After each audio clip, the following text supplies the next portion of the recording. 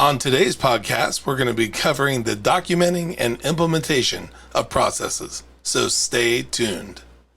Welcome to Warehouse Safety Tips. If you're a seasoned vodcast viewer, this vodcast is going to be different from most that you watch.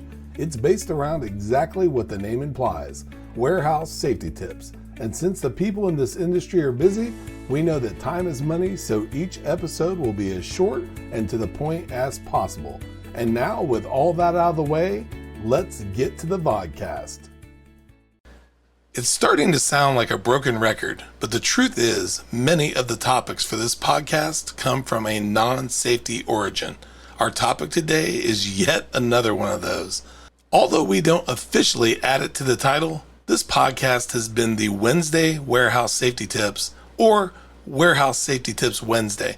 It's not something that follows the rules of staying evergreen, which is making content that appears new regardless of when you listen to it, but today is episode 103. That's right, we're just one more episode away from doing this every week for 2 years in a row, and up until this week, we hadn't experienced any hiccups in delivering that.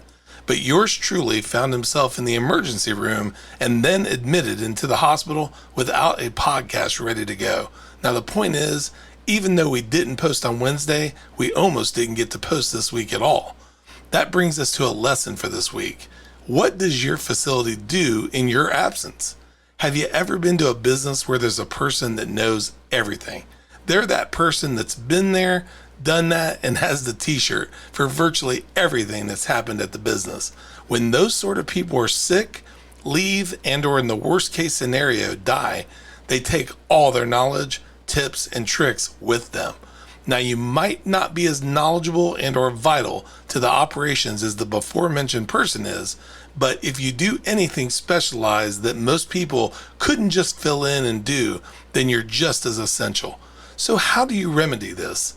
One of the answers is in documenting operations, such as what's accomplished via ISO. If you don't know what that is, it's the International Organization of Standardization. And much like the 5S methodology and Lean Six Sigma, ISO has a lot of moving parts. But from the highest of high views, what we're going to be talking about here is making sure that you have documentation in place of exactly what you do within your position, explained to the point that theoretically someone could complete your duties in your absence. And it's not just about making sure that other people can do your job, but that you can do your job as efficiently as possible. This would apply to things you don't have to do all the time.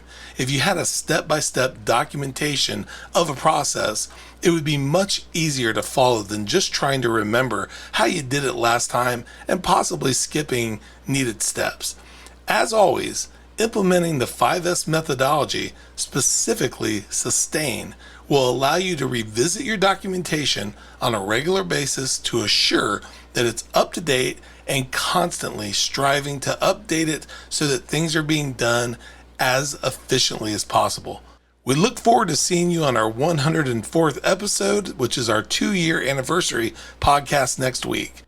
Until then, have a great week and stay safe.